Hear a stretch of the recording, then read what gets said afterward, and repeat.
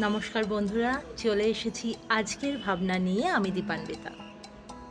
আশার আলো। জীবনে আশার আলোটা খুবই প্রয়োজনীয়।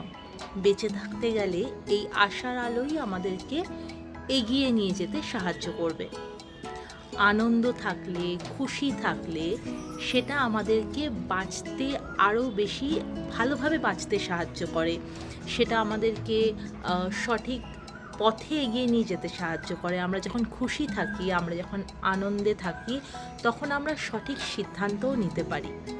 অতএব এটা দেখা যায় যে যদি আমরা কোনো অন্ধকার রাস্তায় চলি, সেখানে আমাদের অন্ধকার রাস্তায় এগিয়ে যেতে আমাদের অসুবিধা হবে। আমরা অনেকবার দাঁড়িয়ে পড়বো, অনেকবার হোঁচট খাবো। কিন্তু যদি রাস্তায় আলো থাকে, তাহলে আমরা অনায়াসেই এগিয়ে যেতে পারবো।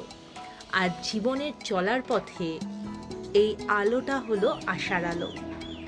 আশার আলো যতক্ষণ রয়েছে, ততক্ষণই আমরা খুব ভালোভাবে, সুন্দরভাবে সামনে এগিয়ে যেতে পারবো এবং আমাদের লক্ষ্য বা সাফল্যের দিকে আমরা পৌঁছতে পারবো, সাফল্য অর্জন করতে পারবো।